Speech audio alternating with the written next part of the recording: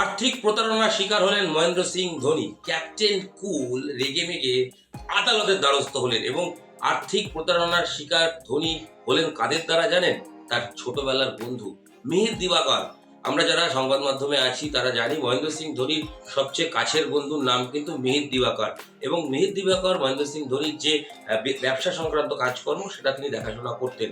এবার সেই মিহির দিবাকরের এগেনস্টে রাঁচি আদালতে চলে গেলেন মহেন্দ্র সিং ধোনি এবং 15 কোটি টাকার আর্থিক তছরূপের অভিযোগ। শুধু মিহির দিবাকর নয়, তার আরও এক ছোটবেলার বন্ধু, তার বিরুদ্ধেও তিনি গেছেন। এবং যেটা জানা যাচ্ছে মূলত এক ক্রিকেট একাডেমি ধোনিকে সামনে রেখে করার পরিকল্পনা ছিল মিহির দিবাকরদের, এবং সেটা নিয়েই কোথাও প্রতারণা করা হয়েছে। এবং দীর্ঘদিন ধরে মহেন্দ্র সিং ধোনি বারবার বিষয়টা মিটিয়ে নেওয়ার কথা বললেও তারা মেটাচ্ছিলেন না। তাই শেষ পর্যন্ত আদালতের দ্বারস্থ হলেন বিশ্বকাপ জয়ী অধিনায়ক মহেন্দ্র সিং ধোনি। কি হয়েছিল জানবো।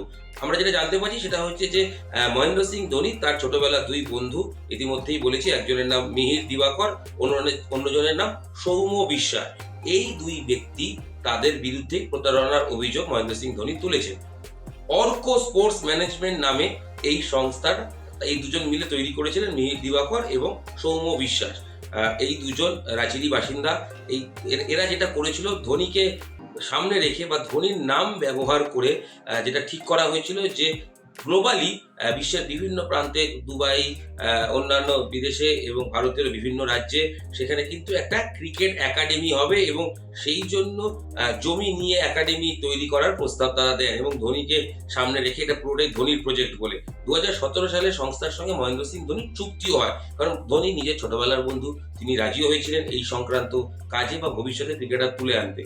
এবং সেই চুক্তি অনুযায়ী যেটা বলা ছিল সেটা হচ্ছে যে এই চুক্তিতে বলা ছিল যে 15 কোটি টাকা মহেন্দ্র সিং ধোনি পাবেন, এর লাভ্যাংশের টাকা, অর্থাৎ এই একাডেমি গড়ে এখান থেকে যে টাকা মুনাফা হবে সেখান থেকে সেই টাকাটা পাবেন। কিন্তু যেটা জানা যাচ্ছে এই চুক্তির বাইরে বেশ কিছু জিনিস ধোনিকে না জানিয়ে বা ধোনির নাম ভাঙিয়ে মিহির দিবাকররা করছিলেন, যাতেই ধোনি কিন্তু প্রবল আপত্তি জানান এবং তিনি বিষয়টা ভালোভাবে নেননি।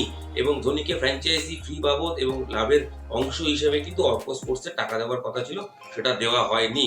এবং তারপরেও ধোনি কিন্তু প্রথমে যে আদালতে দ্বারস্থ হয়েছিলেন তা নয়, এবং তিনি প্রথমে আইনি নোটিশ পাঠান, কিন্তু তাতেও কোনো সদুত্তর মিলছিল না।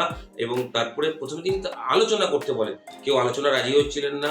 তারপরে তিনি বিভিন্নভাবে আইনি নোটিশ পাঠান, তাতেও খুব একটা কাজ হচ্ছিল না। এবং শেষ পর্যন্ত যেটা জানা যায় যে 2021 সালে 15ই আগস্ট অর্ক স্পোর্টসকে নিজের নাম ব্যবহার করার জন্য অনুমতি প্রত্যাহার করে নিয়ে চিঠি দেন।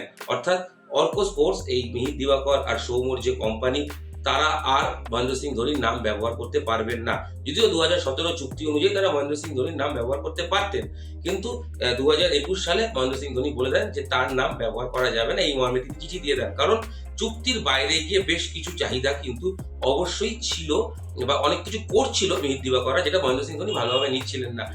সেটা কি আলাদা করে কিন্তু জানা যায়নি। তবে এই ঘটনার পর যেটা জানা যায় সেটা হচ্ছে যে সেই নোটিশ পাওয়ার পরও কিন্তু, আইনি চিঠিও পাওয়ার পরও কিন্তু কোনো সদুত্তর পাওয়া যাচ্ছিল না এবং ধোনির নাম ব্যবহার করা হচ্ছিল বলেই খবর। এবং শেষ পর্যন্ত যেটা জানা গেছে সেটা হচ্ছে যে দয়ানন্দ সিং, ধোনির আইনজীবী, তিনি আদালতের দ্বারস্থ হয়েছেন, তার মাধ্যমে মহেন্দ্র সিং ধোনি, এবং 15 কোটি টাকার আর্থিক ক্ষতির শিকার হয়েছেন এবং অর্ক স্পোর্টসের বিরুদ্ধে চুক্তি ভঙ্গ এবং প্রতারণার অভিযোগ তুলে আদালতের দ্বারস্থ হয়েছেন মহেন্দ্র সিং ধোনি। এবং মহেন্দ্র সিং ধোনি এবং মিহির দিবাকর, আমরা যারা সংবাদ মাধ্যমে আছি, আমি আর্টিকেলও দেখছিলাম যে তারা কিন্তু প্রত্যেকেই জানি এরা অভিন্ন হৃদয় বন্ধু। মহেন্দ্র সিং ধোনির যখন বায়োপিক হয় সেই সময় কিন্তু পুরো অনেকটা দায়িত্ব জুড়ে কিন্তু এই মিহির দিবাকর ছিলেন। সেই মিহির দিবাকরের বিরুদ্ধেই আচমকা মহেন্দ্র সিং ধোনি এইভাবে আদালতের দ্বারস্থ হলেন বা এরকম ঘটনা ঘটলো, সেটা কিন্তু মেনে নেওয়া সত্যি মুশকিল। তবে এটাও ঠিক, কি করবেন বলুন, ছোটবেলার বন্ধু, ঠিক আছে, তাকে তো বারবার বলা হয়েছিল যে আলোচনা করো, তুমি আমার নাম ভাঙাচ্ছ কেন, আমাদের যা চুক্তি সেই অনুযায়ী কাজ করো, চুক্তির বাইরে গিয়ে কোনো কাজ করো না। কিন্তু আলটিমেট মহেন্দ্র সিং ধোনির নাম, হয়তো মিহির দিবাকর ভেবেছিলেন যে তার নাম ইউজ করে অনেক কিছু করা সম্ভব। ধোনি কিন্তু একদম স্ট্রিক্ট পার্সন, তিনি বলে দিয়েছেন না, চুক্তি যা তাই হবে। সেটার বাইরে গিয়ে যখন হচ্ছিল, প্রথমে তিনি আলোচনা চান, সমাধান হয়নি, নোটিশ পাঠান, হয়নি। তারপরে কি হয়, তিনি নিজের নাম প্রত্যাহার করে নেন ওই চুক্তি থেকে বা ওই সংস্থার সাথে। তাতেও যখন সমাধান হচ্ছে না দেখে 15 কোটি টাকা তিনি পাচ্ছেন না। এই মর্মে চুক্তিভঙ্গ এবং সব মিলিয়ে 15 কোটি টাকা না পাওয়া এবং তার নাম ভাঙানোর অভিযোগ নিয়ে এই দুই ব্যক্তির বিরুদ্ধে বা ছোটবেলার দুই বন্ধুর বিরুদ্ধে আদালতের দ্বারস্থ হলেন মহেন্দ্র সিং ধোনি। এখন দেখা যাক আদালত কি রায় দেয় এবং কোথাও গিয়ে এই যে অবুন্য হৃদয়ের দুই বন্ধুর কথা আমরা চিরকাল দেখে এসেছি, শুনে এসেছি এবং ধোনির বায়োপিকেও রয়েছে মিহির দিবাকরের প্রসঙ্গ বা তার উপস্থিতি, মানে চরিত্রটা রয়েছে, সেই চরিত্রের বিরুদ্ধে এবার আদালতে কিন্তু দ্বারস্থ হতে হলো বিশ্বকাপ জয়ী এই অধিনায়ককে। দেখা যাক এই বন্ধুত্বের আবার পুনরায় সম্পর্ক জুড়ে যায় নাকি আদালত অব্দি আরও জল গড়ায়। তবে আর্থিক প্রতারণার শিকার হয়েছেন মহেন্দ্র সিং ধোনি এবং বিশ্বকাপ জয়ী অধিনায়ক, এরকম ঘটনা তার সঙ্গে ঘটেছে সত্যিই কিন্তু মেনে নেওয়া যায় না, তাও আবার নিজের কাছের বন্ধুদের কাছ থেকে। নিউজ 18 বাংলা ডিজিটালে আপনাদের সঙ্গে আমি ধোনির আর্থিক প্রতারণা হওয়ার অভিযোগের খবর নিয়েছিলাম ইরন রায় বর্মন।